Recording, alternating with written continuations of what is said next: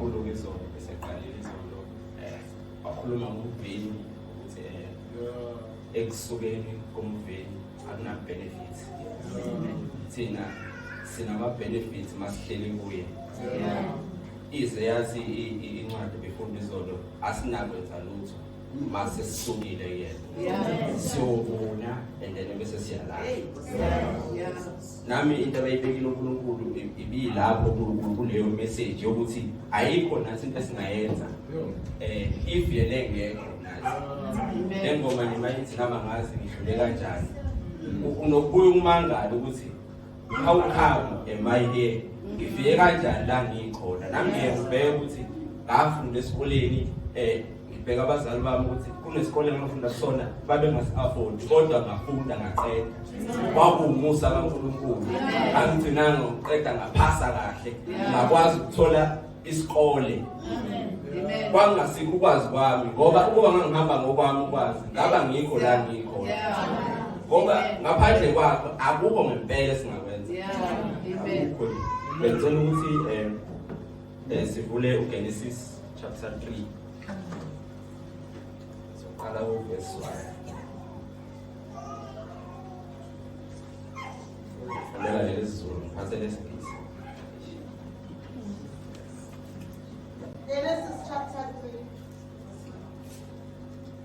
Inyoka yayinobuqili kunazo zonke izilwane zasendle abezenzile uJehova uNkulunkulu yathi owesifazane ngempela uNkulunkulu ushilo yini ukuthi ningadli emithini yasensimini na owesifazane le ibihleli kimi kakhulu wasifuselela nomama izolo sifumela ukuthi mawusuke emphilweni uSathane bengibheka ukuthi the main aim yaSathane eqoqekile wayese ithi project yakhe yokuqala ukususa umuntu uNkulunkulu wayewukhiphile umyalelo sonke siyazi le ndawo wayewukhiphile umyalelo ukuthi ningakudla konke ngokwenu okudla but umyalo uthi lesi siphakathi nendawo alinakusithinta usezofika usezoyibuzisa because uSathane mayifika ngithi njengomuntu omusha ufika enze akuquestion iBhayibheli uquestion ukukhona kaNkulunkulu awenze uforget ukuthi usuka wena akhohle ukuthi akwenze ukhohle ukuthi ungamleke yephi uhamba naloNkulunkulu onaye akwenze ukhohle ukuthi wena usuhlukile awufani nabanye ngenxa lento oyamkelile uzoyibuzisa uzothi ushilo yini ushilo wayezobuza kanjani uyazivela ukuthi ushilo isifuna umuntu leyo nto onezwi ozosho ukuthi yes ushilo yes ushilo vele uzobuza many times akuze ushilo yini ifuna umuntu ohlala kulo ithi ilizwi asiqhile funa lo waphezulu bonke kunye konasesele umuntu ofuna kwaphezulu lo muzi ungafika athi ushilo yini uthi hayi ushilo yini hayi aphinda kuza athi ushilo yini hayi yes ushilo hayi aphinda kuza uthi ushilo yini hayi ngoba lesolo uthi ushilo hayi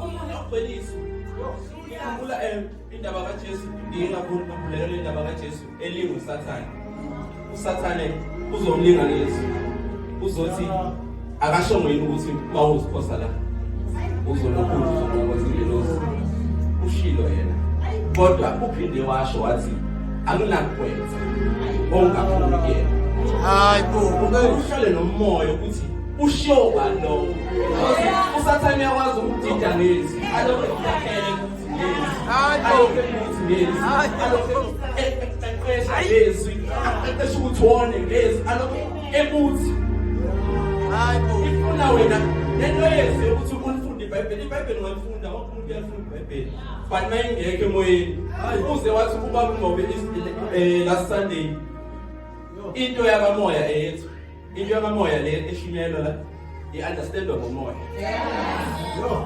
that is why abantu bangaphandle bangazokwazi uku-understand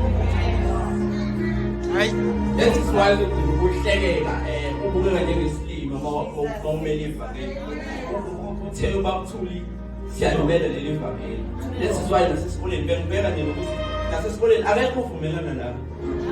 Lokho ngafika mina 3 years evarsity angihlala nabantu abazovumelana nami. Ngihlala nabantu abazothi ayikho lento eshoyo. Izwi elimina nomoya kumina u-understand kanjani ayisafuni ukuthi umamkhamane wayetheni uma wayetheni isifuna izwi elimina nomoya okumina ozo-understand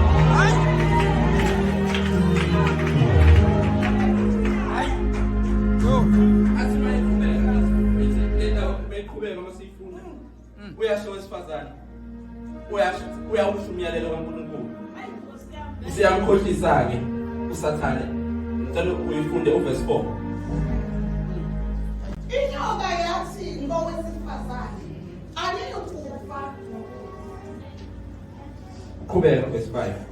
Kepha uNkulunkulu uyazi ukuthi mhla nizidla niyafuleka amehlo enu nibe njengoNkulunkulu nikwazi okuhle lokhu. Uyambona usathane use-interpreta ukusho kaNkulunkulu hayi usengendlela yakhe. Isibiza umuntu owazi ukizwa ukuthi ushilo yena yes ashiwe sasithela ngisho ngasini usathane izwi mali kuwe uhamba nangomoya usosho zakhe ushilo yena walesasithela lesi yasithelo lesi angiyakuthini seliqhubeka. Owesifazane bona ukuthi umuntu ulungele ukudliwa nokuthi uyabukeka emehlweni nokuthi umuthi unxanelekile ebuhlakanipheni wathatha izithelo zawo wadla wanika nendoda yakhe kanye nayo yadla. Ayisevuleka amehlo abo bobabili babona ukuthi bahambaze bathunga amaqabunga obudlwane bazenzela izipho. Seo mamthamani izolo mawusuka emvenini uyabona Sathane njengabantu abasha sikhohlisa ngandlela zonke. Efonini yami mawuvula ifoni uvula WhatsApp qala isathane yakhohlisa. Facebook qala isathane yasebenza. Usesikoleni qala isathane yasebenza. Ufuna ukukususa emvinini. La ufruitful khona. Bathe mabesuka ekushoni kaNkulunkulu babona ubunjalo babo because mawusuka kuyena kusuka inkazimulo bese kuvela ubunjalo babo. Bese vele kwahluleka kwakho bese vele nokuthakathaka bakho impumelelo yethu njengabantu abasha ayilele ekuthenini sisuke emvinini ifanele sihlale because ila si-fruitful boy. Usathane uyazi ukuthi akanakusithinta masihlele emvinini akanakusinyakazisa uze ujole uyocela kuNkulunkulu ukuthi cela ukuthi uyithinta leyo ncindi because akanakwazi ukuthi akunyakazise uhleli kwiposition uNkulunkulu akubeke khona ifulofini uNkulunkulu akubeke khona ngoba fruitful nempilo yakho soyibona lokuqhubeka iba successful ngenxa yomvini ohleli kuwo. Uyabona.